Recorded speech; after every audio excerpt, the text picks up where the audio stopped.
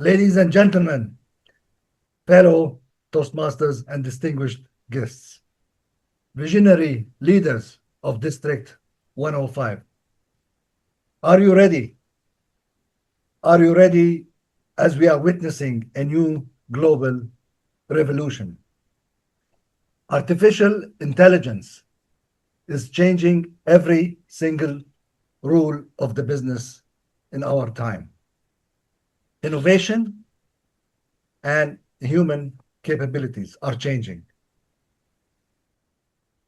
So the real magic happens when we use the technology and meet the human concept of this concept, which is us, our leadership, and how can we manage this.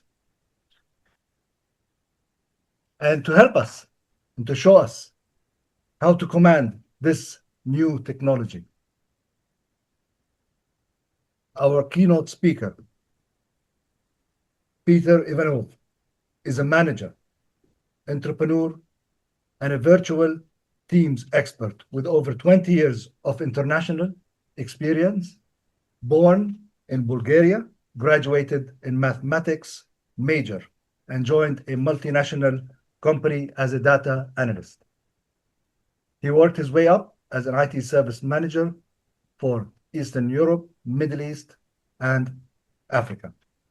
He was recognized for the importance of the teams in multiple locations, virtual teams, and he helped develop an innovative method for leading virtual teams, administrating and embracing the AI revolution. In 2007, he led and won the Best of the Best award for outstanding project management in establishing global shared services. In 2012, the team won the Global IT Connect Award for excellent engagement in a global cross-functional environment. In 2013, he founded Virtual Power Teams and started a new career as a keynote speaker and executive coach on new leadership. 2023, Peter completed the MIT program, AI for Business Strategy, and since then, he supported numerous business organizations and public administrations in embracing the AI revolution and unleashing unprecedented value. In his dynamic masterclass that is held in several languages, Peter used his experience that he gained as a manager, as entrepreneur, to show us the AI revolution and how it will help us lead confidently in this age of AI. So please help me welcoming, and a big round of applause, Peter Ivanov. Thank you so much. Thank you, Tarek. It's been a wonderful introduction. And without any further ado, I start my presentation with 5 words, which 56 years ago have casted the world in fear and hope, which are still a symbol of the unexpected that calls for urgent action, which for 3 men and their families meant 1 week struggle for life or death. These 5 words are: Houston, we have a problem. Imagine the year is 1970, by the way, the year when I was born. Precisely it is 11 o'clock and the clock in Houston shows 13:13. Precisely in this moment in time, the American Space Agency NASA shoots the spaceship Apollo 13 to the moon. The experts plan to land on the moon in 4 days. On the 3rd day, April the 13th, there is a loud crash and the 3 astronauts see how white powder flows into the space. This is their oxygen. 2 from their 3 oxygen tanks have just exploded and their entire oxygen flows into the space. The Houston Control Center is in panic. No one has ever planned with such a disaster. The families of the 3 astronauts are completely horrified. How many of you have seen the film Apollo 13? Just raise your hand or put yes on the chat. Let me see. Not so many, looks like, or it just takes a little bit to react. Okay. Okay, so if this, I hope the slides are changing. Now you see the Earth and the Moon slide, right? If this here is the Earth and up there is the Moon, on the third day, they are very close to the Moon. Where is the cross? This is when the explosion happens. If they continue flying according to the plan, they have energy until where the line stops, somewhere between the Earth and the Moon, but not enough to reach the gravity force of the Earth and so to be pulled on the Earth's surface. So it is clear now the mission landing on the Moon has failed.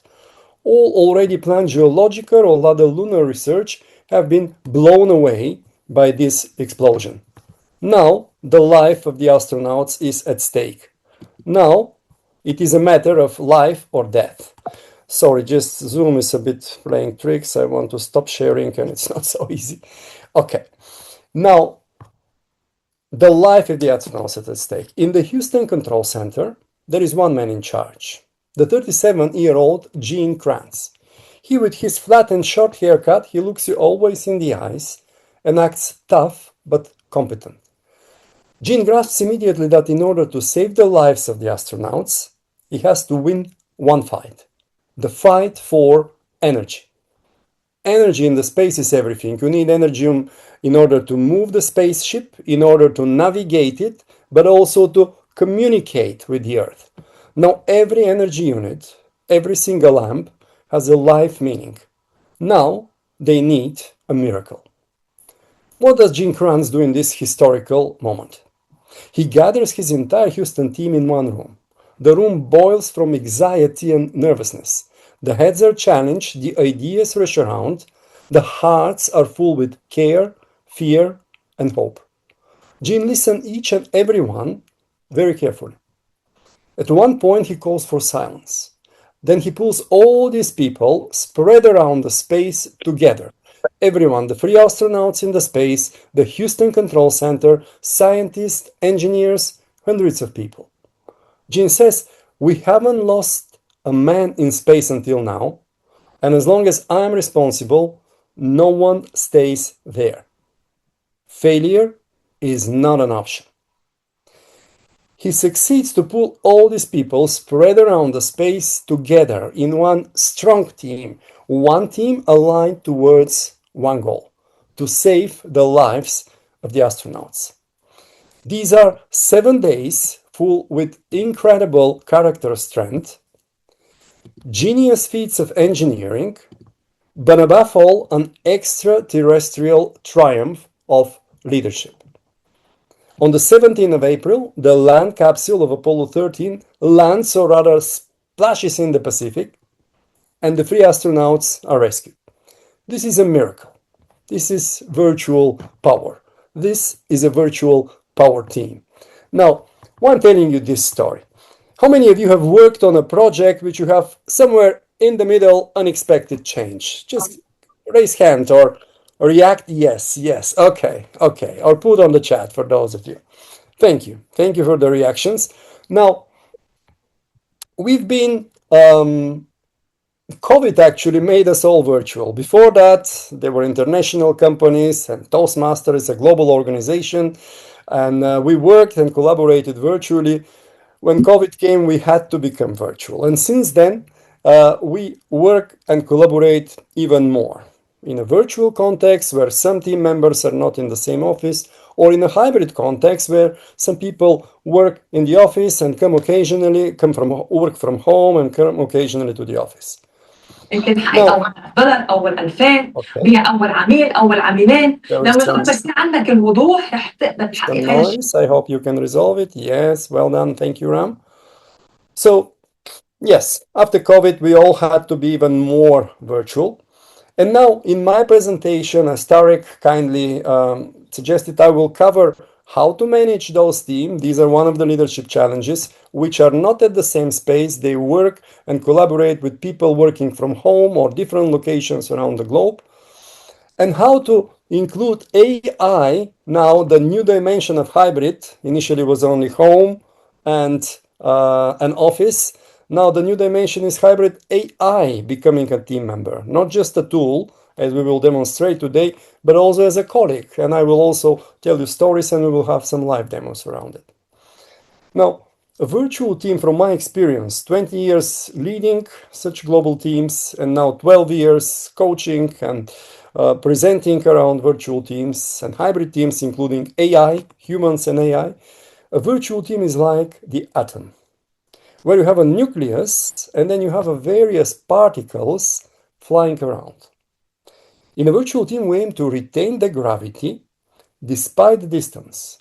The gravity between the individual team members, which are the particles in this moment, in this model, towards the nucleus. But the nucleus is not the manager, it's not the project manager, it's not even the Toastmasters president. The nucleus of the atom is the team purpose and goal. And you will see in my model, and as we did it in more than 300 organizations, we put a lot of emphasis on setting the goal bottom up, where people can contribute and commit to it. And over the years, from my experience as a manager, I developed a method called the 10 big rocks. And these are the 10 success factors for retaining the gravity in a virtual team and unleashing the team power, and therefore delivering top results. So I'll give you a couple of examples. But the 10 big rocks, they're broken down in 3 main areas. This is by itself a 2-day workshop, so I'll quickly go through them.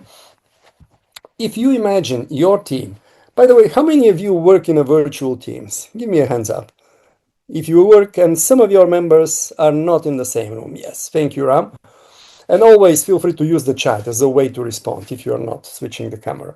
So if you imagine your virtual team as a human being, the first part is the head. This is the logical, the cognitive part. And here come the first 3 big rocks. Number 1, personality in focus. Some managers say, I don't see the people, why should I bother? What are they as individuals? From my perspective, big mistake.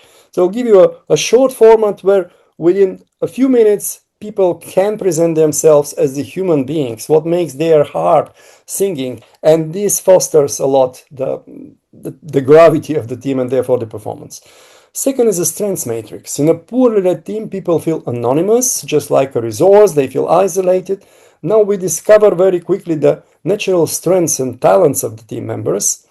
And a new feeling emerges. And I love this moment in the workshops when, people coming from somewhere as a resource, all of a sudden, every one of us brings a special talents and strengths to the table. And then a new feeling emerges when they become explicit and everybody see and we share in a circle. A new feeling emerges that with this bouquet of strengths, with this mix of talents, we could achieve any goal that we set to ourselves.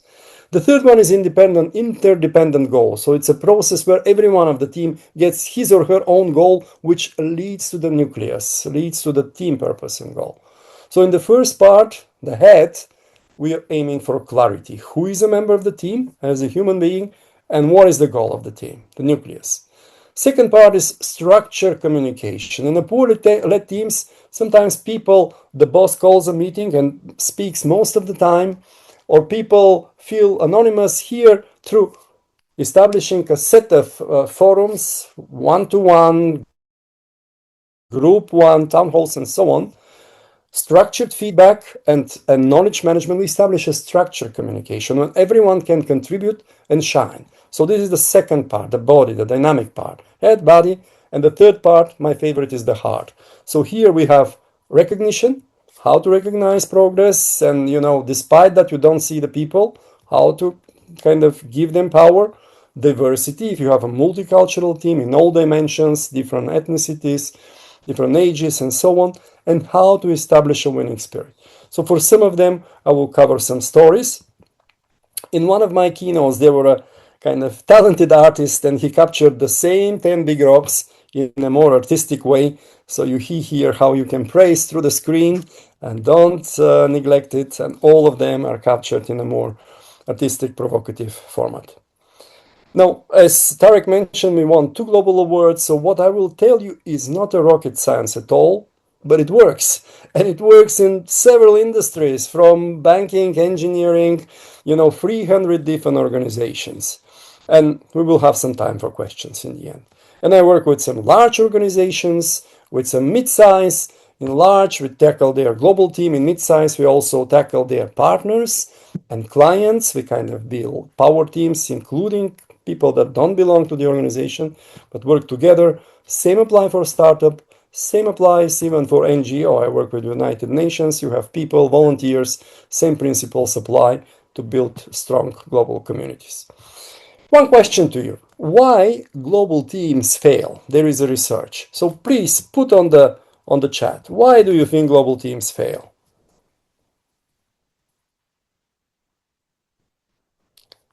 And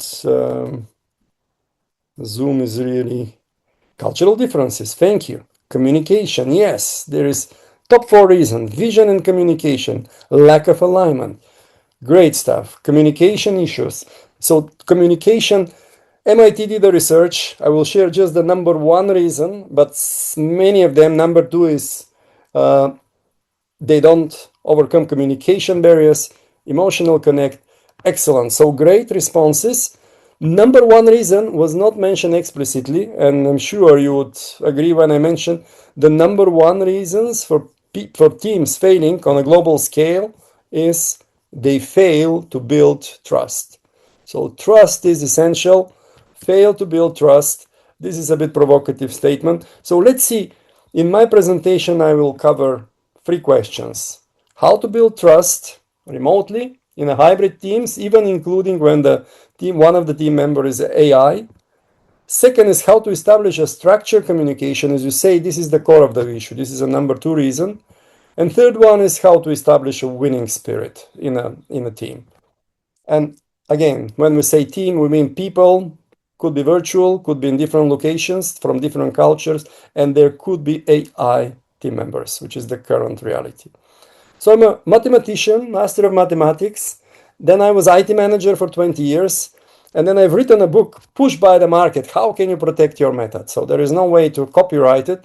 I wrote a book. For my big surprise, it's been translated in 6 languages, including Chinese and German and Spanish and so on. And it's been Amazon top 3 in the international management category for a week, maybe just for a week or a couple of days, but I keep this screenshot dear to my heart.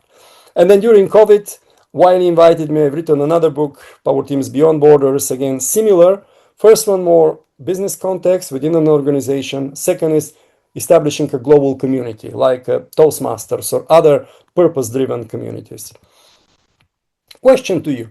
How many of the teams currently in the business are virtual? Give me a percentage between 0, no virtual teams, and 100. What do you think? And I must say,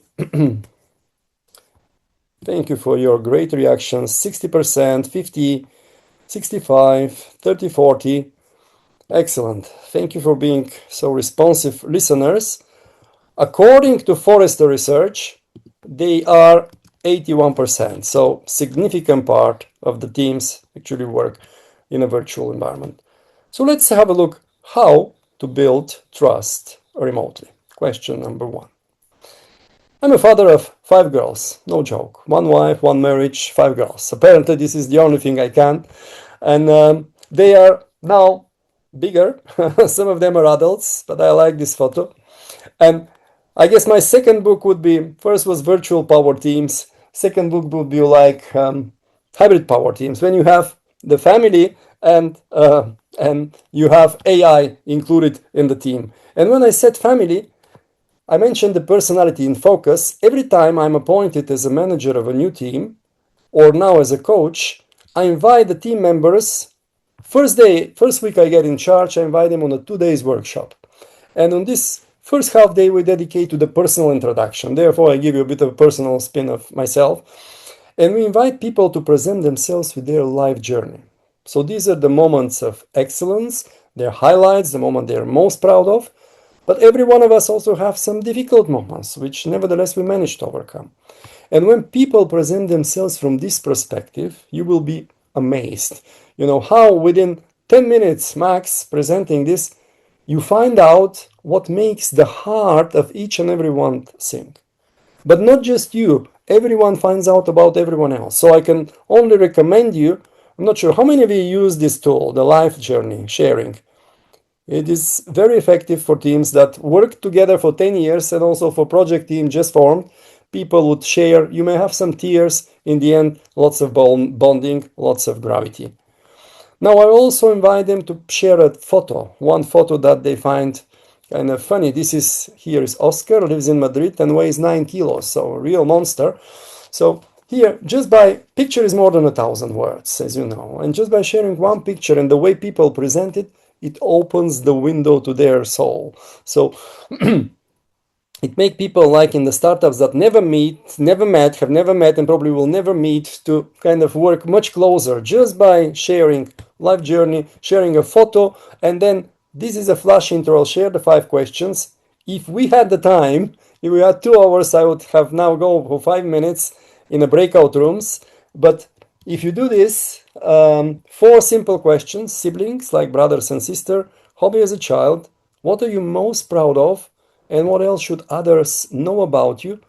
You will be surprised. You know, often I work with Japanese companies, and sometimes when we do the flash intro, then 3 a.m. in the bar, same couples that did the flash intro, they continue to ponder and to build the relationship. So it is powerful, and I can explain you why these questions work. First 2, very simple, you don't have to think.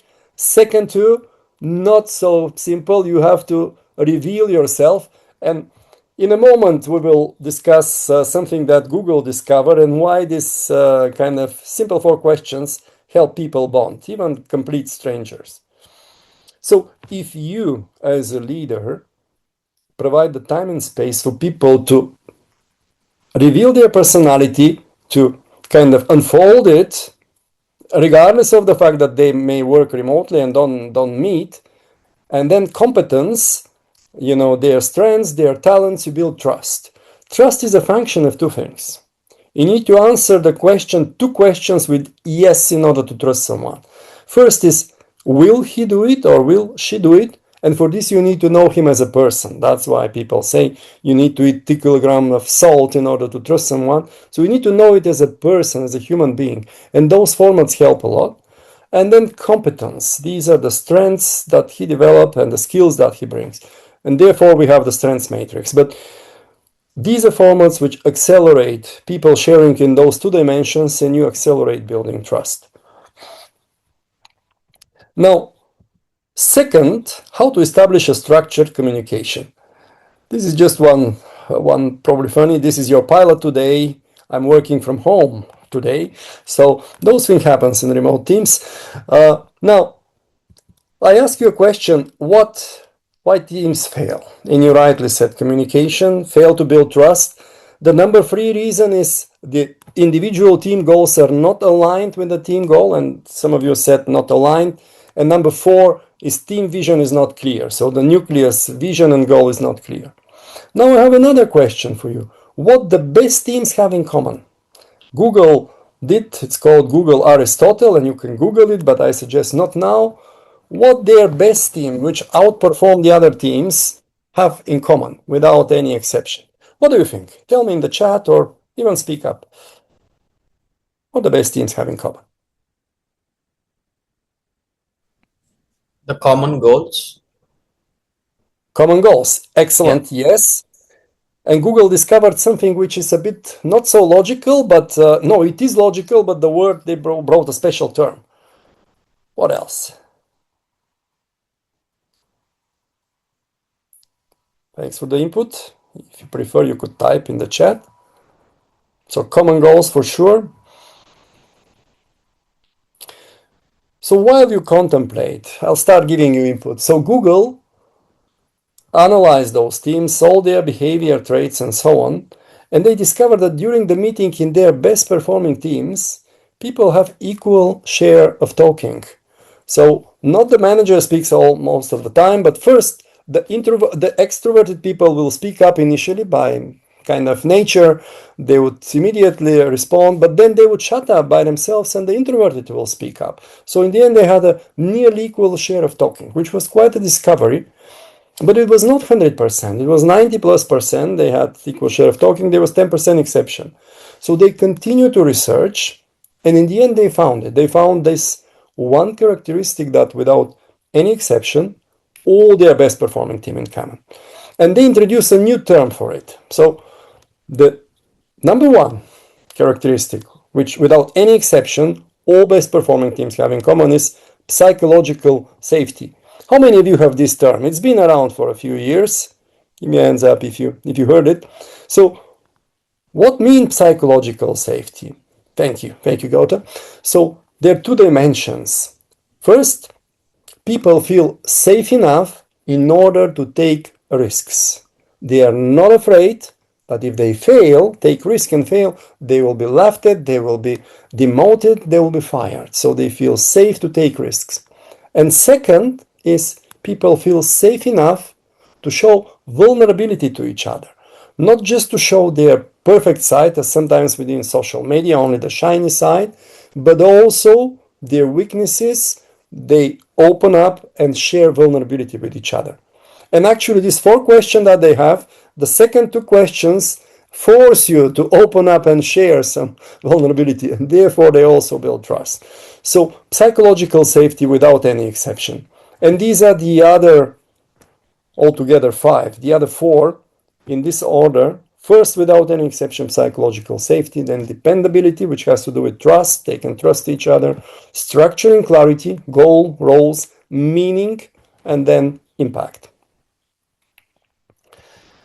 Now, home office tips. Maybe that's familiar. If you work from home, sometimes you can take drastic measures. Now, 2019, I think, yes, I was in Rome, not in Rome, in Bali, close to your location, and there was a conference called Running Remote. So these are founders which decided to build their company without an office. So from day one, they started fully remote. And there was a question to them, what is the number one skill to lead remote workers? And there was 500 people, founders of those companies in the audience, on Slido putting, and then in a word cloud, you see the responses which get the most response are centered and bigger in the middle. And there was one word in the middle. What do you think is the number one skill to lead people remotely? Speak up or put on the chat. Number one skill to lead remote workers.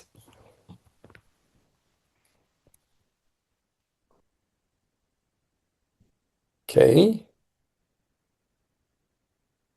Nobody dares to try? There's no right and wrong answers, I'm sure, if you think so. So in the middle of the chart, there was one big word, and this word was over-communicate. Over-communicate. Well, what does it mean, over-communicate? Am I not communicating enough? Now, there was a panel which people explained, again, 2 dimensions.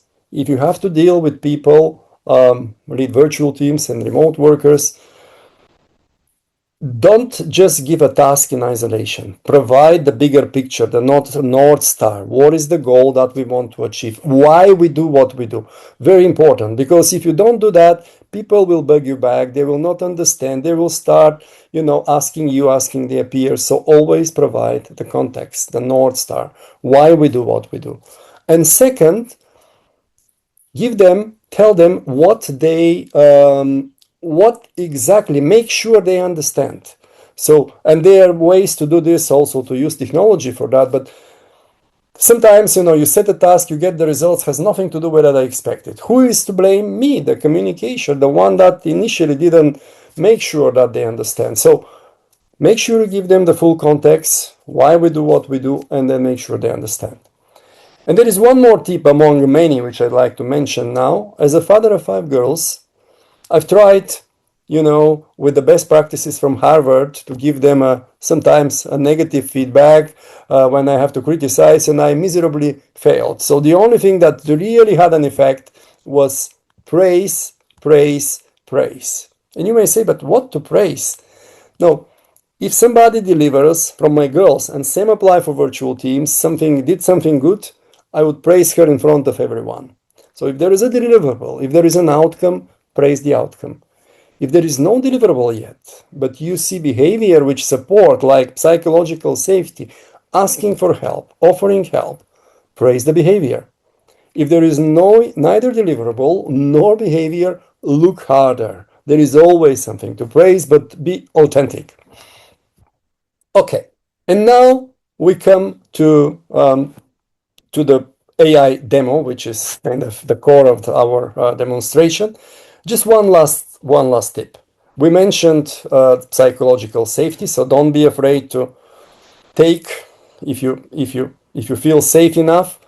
And also, as a leader, one of the way to show vulnerability and to build trust, if you do a mistake, be the first one to say, hey, I made a mistake because of this, and that. So turn it into the learning opportunity.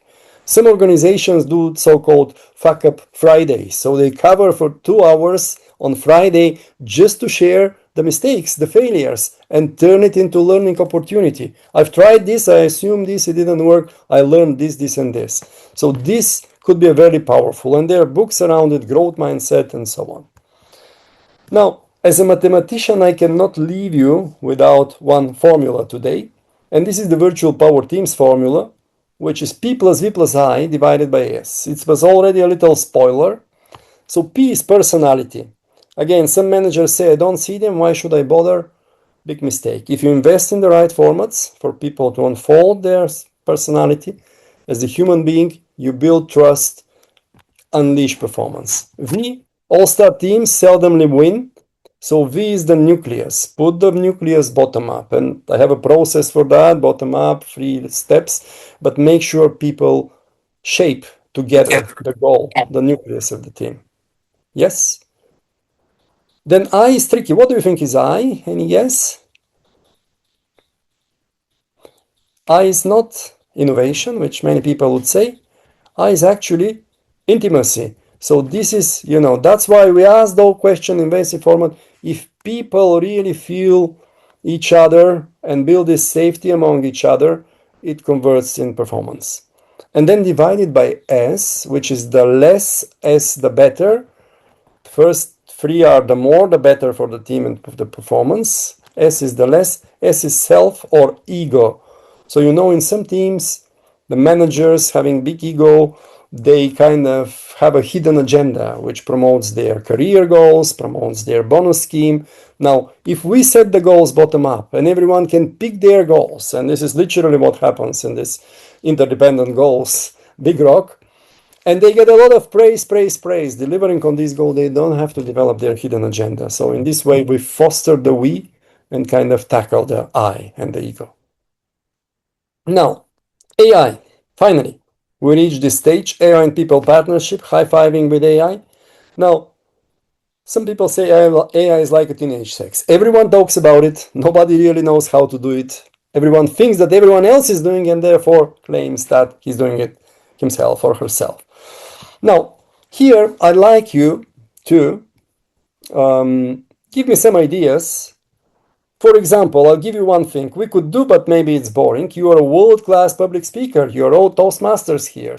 And you will speak on a conference in Dubai with a title, whatever is your next challenge. So, for example, we could ask AI, what are the key success factors to inspire the audience and get a standing ovation? And I will give you 5 tips for best prompting, but based on an example. So one example is how to get a standing ovation. Or maybe you have a better one. Let's throw some ideas and then we will do what is best. What is something that as a Toastmaster and speaker you'd like to explore in a few minutes here with AI? And use some best practice tips for prompting. Just speak up or put your idea on the chat. I'll give you 20 seconds. Any ideas are welcome. Connect with the audience. Okay. How to connect with the audience. Be true to yourself. Refining speech ideas and contrasting. Thank you, guys. You are excellent. Against the winnable speech. Yes. Explain clearly the context to ChatGPT if you get a good response. Yes, that's a tip. Thank you, Garuda. Yes. Ethos, pathos, logos. Share relatable topic. appropriate message, inspire others. So some of you answered the question, which we will ask ChatGPT. Some of us are brainstorming ideas, like contrasting to a winnable speech. Personal stories. Yeah, these are all great. So some of you suggested and share with the audience some great ideas how to get a standing ovation. Emphasize on vocal variety. Let me do the following. So I think your tips will be also confirmed by ChatGPT. I will take this prompt. I will now stop sharing this keynote and share the ChatGPT window. You see now my ChatGPT, right? And I will ask, the first tip I have for you is always tell your AI, being ChatGPT, Claude, Gemini, who you are. It is a large language model. If you tell him the role, in this case, a world-class public speaker. In some cases, it could be the world-class marketing manager in a banking industry. So always tell, depending on the question, you are a world-class or a great expert in this area. And then if you ask question in the same area, you will get a better response. This is what Google tested with tens of thousands of prompts. If you clear the role, you get a much better response. So always start with who you are. In this case, we have a public speaking advice and question. Say you are a world-class public speaker. You will speak on a conference in Dubai. Title, we could put a title, or shall I say on whatever. There were some things, maybe we say sustainability. Unless you give me another option, could be on sustainability, for example. And what are the key success factors to inspire the audience and get a standing ovation? So let's see what we will get as a response. And I'll give you some further tips. Now, it starts answering. And the second tip, before we read here, it tells me actually always reasoning to get a standing ovation, like 3 points are important. Make the topic emotionally urgent, as you say, can sound abstract. Connect deeply with the audience and location. So in Dubai, the audience will lively value, ambition, innovation, global leadership. And then with a powerful call to identity. As you see, before it gives me the answer, it gives me a plan. So this is the second tip, which makes a huge difference. And I will tell you how you can put it in the ChatGPT settings, so you don't have to put it in every prompt. But essentially, I'm telling him, before you answer, give me a plan. Tell me step by step how you will answer. And if you ask me as a human being the same question, I can immediately start responding. And I'll give you a decent response. But if I take some time to think and say, okay, I will cover these areas in this order, and do a little planning and thinking beforehand, reasoning, I will give you a better answer. So large language models are very similar to us. And again, this has been proven in the tens of thousands of benchmark tests. So if you tell him, before you answer, always give me a plan step by step, you get a much better response. And I will show you in a moment where can you put this once, and you don't have to put it in every prompt. So here is the response. Key success factors. Start with a powerful human story. Do not begin with statistics. Like a child born today in Dubai may live to see the year 2100. The question is not whether the child will live in a smart city. The question whether they will live in a livable world. And so on. Reframe sustainability from cost to leadership. Many people still hear sustainability, compliance, reporting. You should reframe it as innovation, competitiveness, resilience, and so on. Connect to Dubai identity. Dubai is a city built on impossible ambition. Maybe I chose Dubai wrongly because we have Oman and we have Jordan. Yeah, that's the prevailing audience. Is that right, Ram? We have many countries: Oman, Jordan, Palestine. Okay, maybe UAE. I will change this in the next prompt. So as you see here, it gives us already some ideas. Use contrast, as you said. Maybe also you can say contrast it once we're ready to the Martin Luther King speech or whatever great sustainability speech. Maybe Greta Thunberg is a better contrast example. Make the audience the hero. Say the people in this room are not spectators on the sustainability. You are the architects of it, and so on. I will not read of it. It's a good input, and I will share with you, and we'll create quickly a presentation.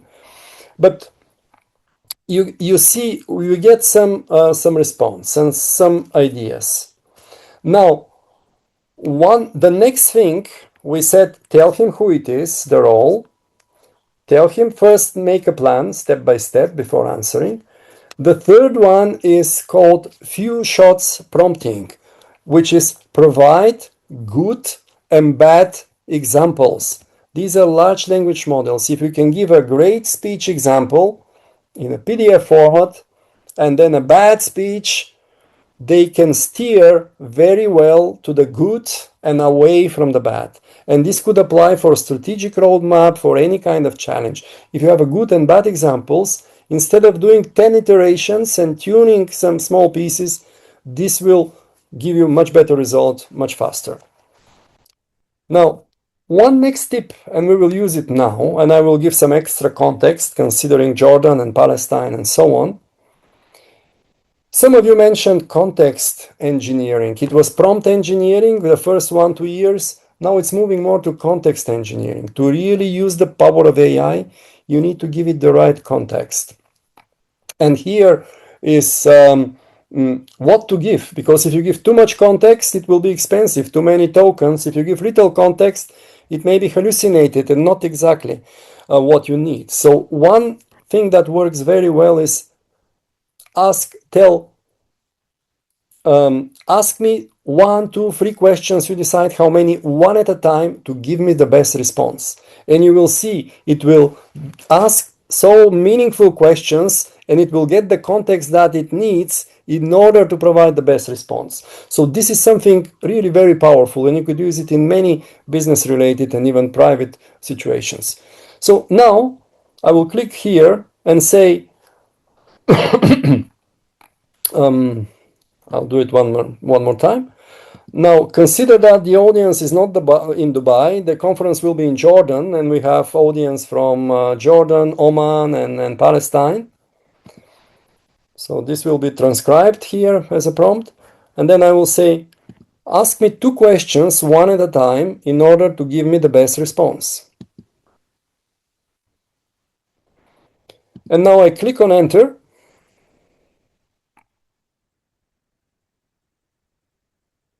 And we have here now start. Question 1. What is the main audience profile? Government, public sector, corporate executive, NGO, students, mixed audience. What should I say? Do we go maybe 2 corporate? That's which paid most, I can tell as a keynote speaker.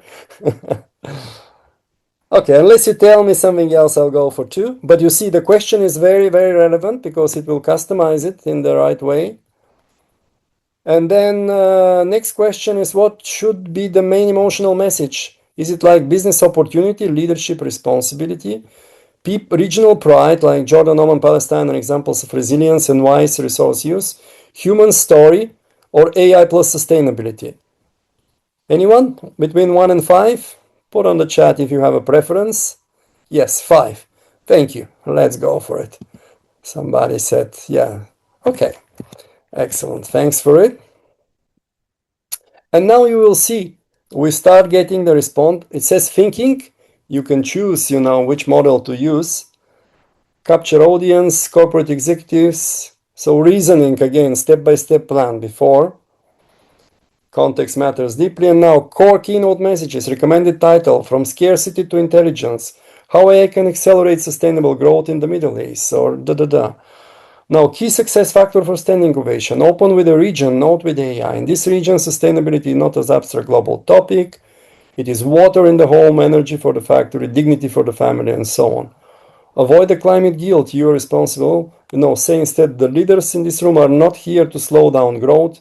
You're here to make growth intelligent. Now, create a powerful regional triangle. From Jordan, we learn resilience. From Oman, transformation. From Palestine, we learn dignity. I will share all this with you. I wouldn't now read everything. Make it practical. Use one unforgettable metaphor like AR is the sustainability microscope and telescope. Microscope because it shows the hidden waste in our operations. Telescope because it helps us to see future risk before they become crisis. So you see, the power of metaphor as a Toastmasters. Here it gives us some ideas of the metaphor. frame sustainability, include a wake-up moment, make the audience the heroes. The future of journalism will not be written only by governments, ministers. It will be written by decisions of business leaders in factories, banks, hotels, logistics. Yeah, we say it corporate. So you see, and they have a speech structure. We're already getting there with the key success factors. We could have asked to draft us the speech, and it could do that. Now, one more tip. I have two more tips. One is, if you sweat too much with AI, like in coaching, if you sweat too much and your coach is not, something is wrong. You know, if the coach is sweat, he would appreciate, he will be happier, you'll do a better job. Here with AI is similar. Use the power of AI. For sure, we need to give context, and we use the question technique. I will say here, now analyze your response for strengths and weaknesses, and assess your response on a 1 to 10 scale, 10 being the max, and give me your strengths and weaknesses. So we give another chance of AI to think logically. So here, and the more it thinks, the better response it will give us. Okay, excellent, thank you. Now, strengths, I would even ignore it. Stroke regional adaptation, mention, good executive. Let's see the weaknesses. Too broad, not enough context cases. A manufacturing company uses AI to reduce energy peaks by 80%. Not enough Palestine sensitivity. Palestine reminds us that sustainability is not only environmental. It's also about continuity, dignity, and so on. Jordan and Oman. So it gives a specific example. Missing audience interaction. Not enough big reveal. So there is here a reveal suggestion. What would you make it? And now I can say, now fix your weaknesses and give me a response 10 out of 10. And this applies for any prompt on any matter. You could always ask it one more time to analyze and to fix its weaknesses. And you will get, without much effort on your side, quite a better result. So here we will get now the final for key success factor and some ideas with metaphors. Okay. Reasoning, core message, the opening, make it human. Imagine a child is born today in Amman, Muscat, or Ramallah. The child may live to see da. So gives us some concrete ideas to touch the emotional. Now the dignity and continuity for Palestine, a big reframe for executives, the core metaphor, the microscope and telescope, and so on. So it is quite a significant piece of work. Now, what I can do, and I will do in a moment, and I see time flies. I would love to do so many things with you. There is a tool called Gamma. How many of you used Gamma? It is one of the best tools, yes, for creating presentations, fake URL. So I say create new presentation, paste in text, from text make a file, and I just paste here the, I will delete this framing, the plan, and this is the presentation, the tips for, so it will capture all this rich input in a presentation format for us. And I will say preserve the exact text, and now we will generate it. And I will share some other things, and then you will have the chance to ask questions. So here are the ChatGPT input now in slide format. I will say generate, and we will have a look at this in a moment. So now I would love to do with you, the next demo would have been, now we have this, and we could discuss this presentation, upload it in ChatGPT, and let me see in the chat, you continue giving input, which is great. And then we could create a persona, which could be a Toastmaster president, the jury, could be, because we're talking sustainability, the mayor of, or the prime minister of Jordan, for example. With a few sentences, we could make AI to create a concrete persona for a particular role. And then we could discuss our approach and our speech with AI. So it is amazing how well, and we could have a conversation mode and have AI to be a supportive, give us a good feedback, an advice, or we could say to be a badass and be provocative and tough. So all this we can do. And this scenario applies if you have any business context and you want to do a role play with your manager or with your any kind of stakeholder, government stakeholder, the mayor of the city, your wife, AI could step into the shoes very well. And maybe now it sounds a bit overpromising, but it's really amazing. But it would have taken us another 10 minutes, which we don't have. So I'll look in a moment in Gamma, and I have one more quick story, but feel free to ask questions. So let's see what Gamma has for us. It is generating now. So we'll have a look in the end. One of the story that I wanted to share with you is these are, the old tips that we went, and all of you probably heard that AI hallucinates. It does, but one way to kind of kill hallucination is tell him in the prompt, if you don't know something, tell me I don't know, or ask me any questions if you don't know. So those things you will get questions and not make up things. So these are quick things. And now AI responds emotionally. If you say take a deep breath, you will get 46% better response. Sounds like a joke? It is not. Google tested it. Maybe the area in the training data, if you have a take a deep breath as a sentence, it correlates to a better quality content than to maybe some aggressive comments in Reddit. So if you put this in your prompt, it's better. And there is a way to put it once. If you say I will tip you $20, you will get 6% better response if you don't say a tip. Similar reasons, where there are financial incentive, you have a higher quality data. And if you tip him 200, he'll give you 11% better answer. So there are a few emotional tips. And even if you say I will lose my job if you give me a wrong answer, it works. Or Google Gemini can do this if you say to ChatGPT. Okay, this story I will keep for a moment to give you a chance to ask questions. We introduce here a robot, but I will keep it for now. We introduce and give it a name, and it has a welcome party. And the team was overly concerned, but we built a role profile together as a team. They could say what Brian can do and not do, the new robot. And in the end, it was a great success story. Now, questions. And I will check. If you don't have question, I have another stories for you, but I'll give you a proper chance to do that. Do we have anything, Ram, on the chat? Not yet, Peter. Not yet. Okay. By the way, let me share what Gamma did. Our idea, the key success factors for standing ovation. So if I say present, do you see the screen? The core message, the next sustainability revolution will not be, and then we have the opening, make it human. So all this data in a much more digestible format. Usually it puts a lot more visuals. Now it allows the microscope, the telescope, and the compass as a metaphors.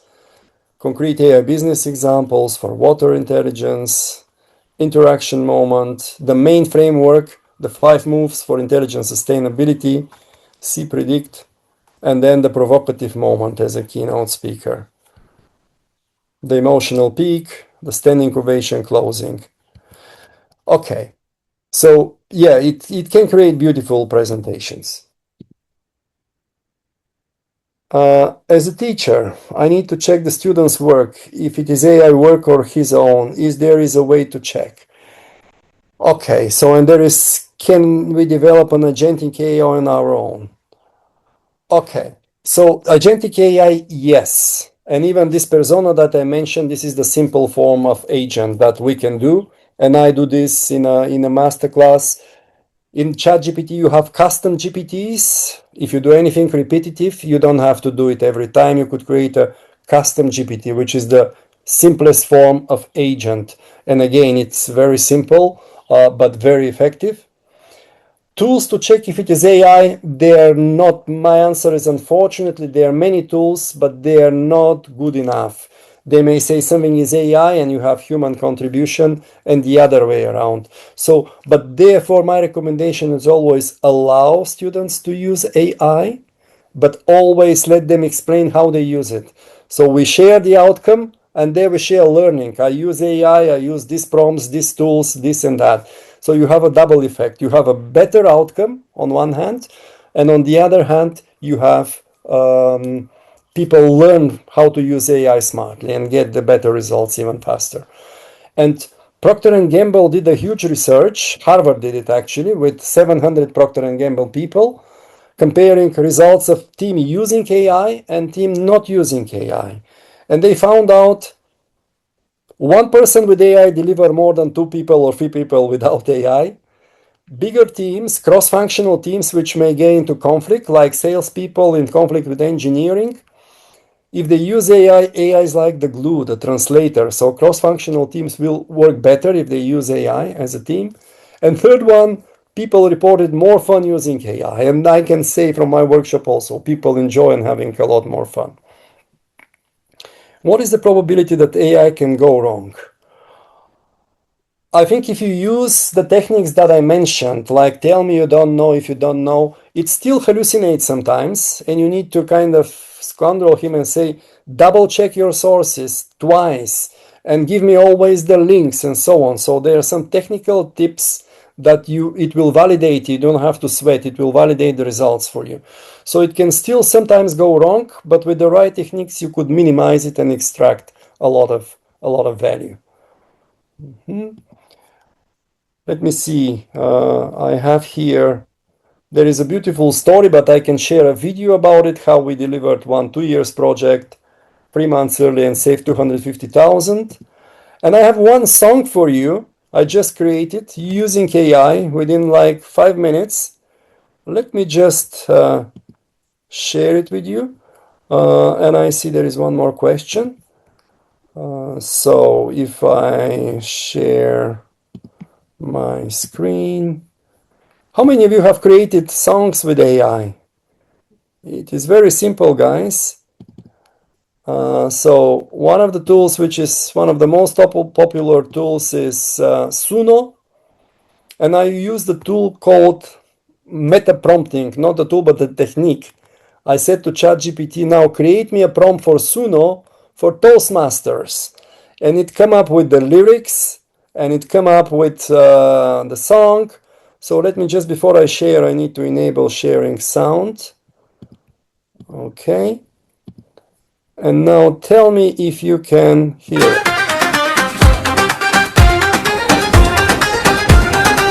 Can you hear it? From the desert sands to the mountain skies, every dream begins when a voice can rise. Different cultures, one shared flame. Together we inspire, together we aim. A handshake, a smile, a story to share. Every speech reminds us greatness starts with care.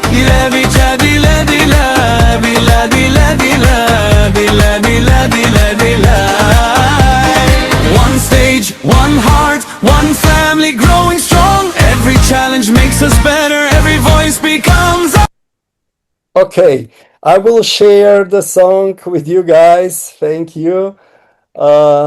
If you'd like, let me just finish and then I'm happy to stay extra minutes. But we started with a journey in the space. Let's go back to the space just for a couple of seconds.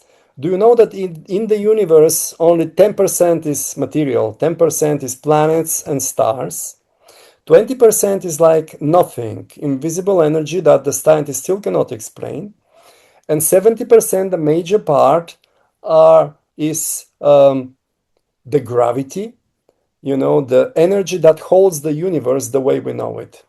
In a virtual team is very similar. 10% are the team members and the infrastructure, 20% are undeveloped yet potentials, and 70%, the major part, are the relationships, the trust, the gravity that holds the virtual team together. So the art to lead virtual teams is to focus on the 70%. And I assure you will be amazed by the wonderful fruits to come. So let me conclude with one sentence which has guided me through the years, and it goes like this. If you dream alone, this is just a dream. If we people dream together, this is the beginning of a new reality. Thank you so much. And if you'd like to connect, here's my LinkedIn. You can scan or yes, email and so on. Let me see. There was something else on the chat, I think. Any final question, Ram? Anything to wrap it up? Peter, there was one question. Any tools available to check or validate the AI bias or hallucination? Okay, so for bias, there are business tools which are like IBM has a lot of tools. The good news here, and I will stop sharing. The good news is that if you AI could be biased, but there's good ways to unbias it. But if you have a biased behavior like you promote in your performance appraisal, in promotion and so on, there are tools, and IBM is leading the space, which can discover your biased behavior and give you tips to unbias it.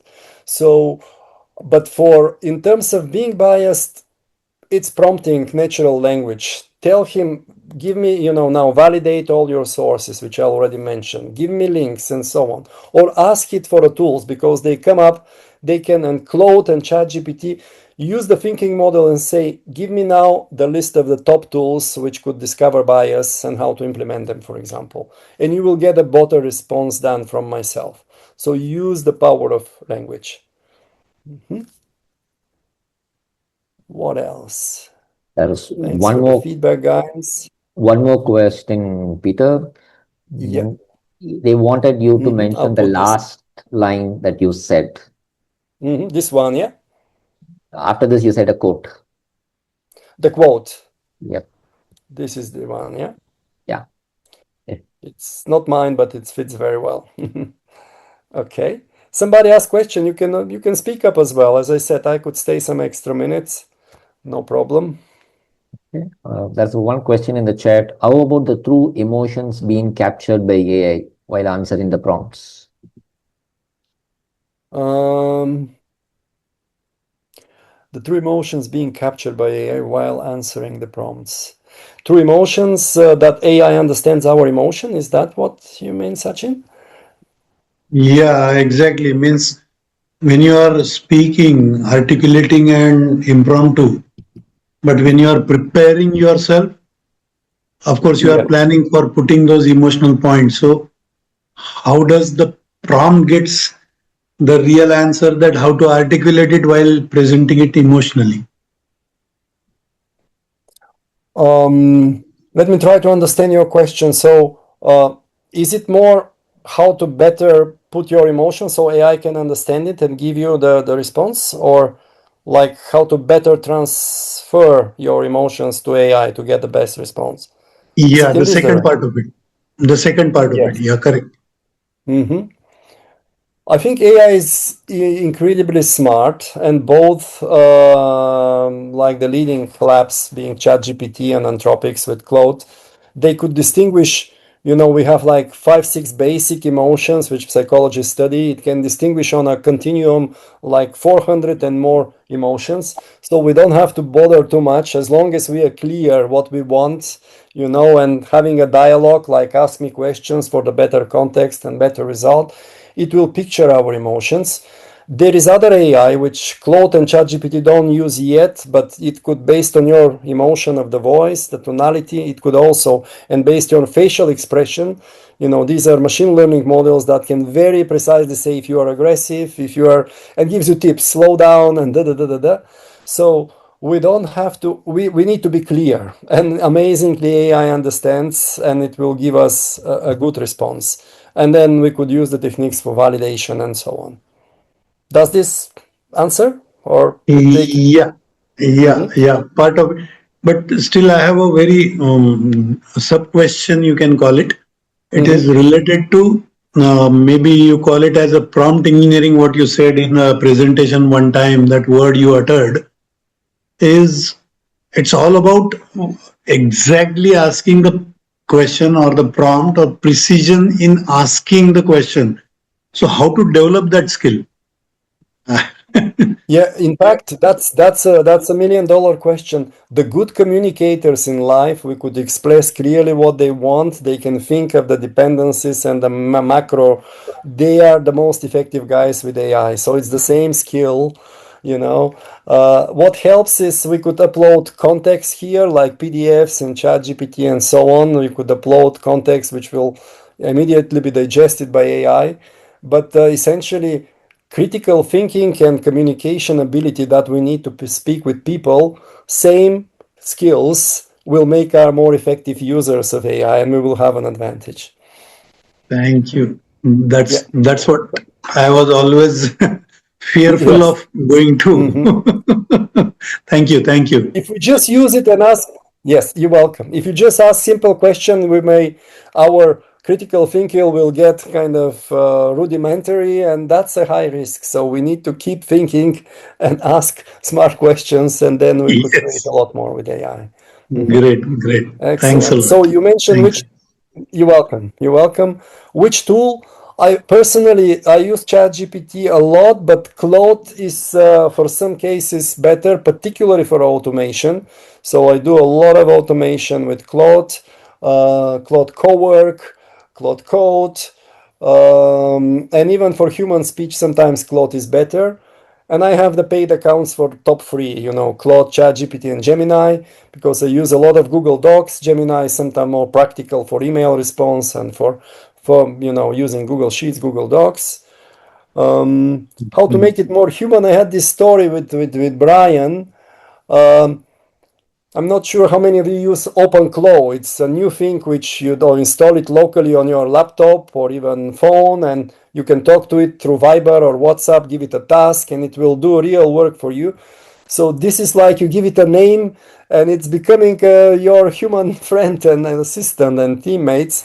So to make it more human, when I do it in business context, we really give it a name and a face, and usually it's a celebrity. And then we build a role profile, as I said, what it can do, what it cannot do. And people embrace it easier than if it's just a robot. Okay, and then the research is better with Claude. Yes, I would agree. But for research, use the thinking model. Each of them, they have their thinking model. Takes a bit more tokens, but you get much better result. Peter? Leon is raising hand. Yeah. Long time. Yeah. Leon. Sir, when you said AI is using this psychological and some different matrices to approximate your emotion, but I always was in the opinion, which I may be wrong. You can tell me out, right? That AI does not have emotional intelligence. It is something which belongs to a human being. So how is this? Is this an approximation of that this person may be angry like 90%, 70%, or is this like, how is it? Well, the recent development, they're specialized AI tools, which are amazingly accurate. And as I said, they could distinguish on a continuum much better. In the end of the day, we are human beings. If you experience particular emotion, you have a particular set of hormones in your body, which will either make you more aggressive, more sad, and so on. And AI could diagnose it with absolute precision, better than humans. So it develops this, if you wish, emotional intelligence. It cannot feel it itself, but it exactly know how you feel it. What's the hormone balance? What could be the ways to kind of soothe it, like a good coach or therapist. What could be the ways to influence you?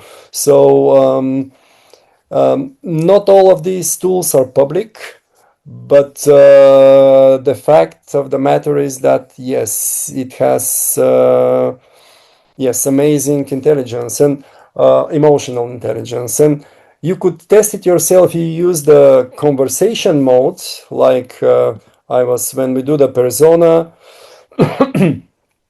If I share Google Chrome and I click here, this mode here, we could have a conversation.